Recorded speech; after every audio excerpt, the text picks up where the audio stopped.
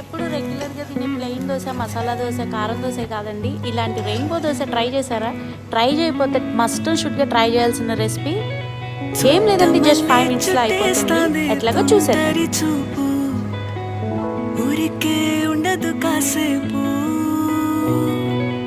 అస్తమానం నీలోకమే నామై మరపు చేతనైతే నువ్వే నాన్నెత్తర కులాసా నీ కలలకి చేసా నీ కోసం వయసు వాకిలి కాసా నా అసలు పోగేసా నీ గుండెకు అచ్చేసా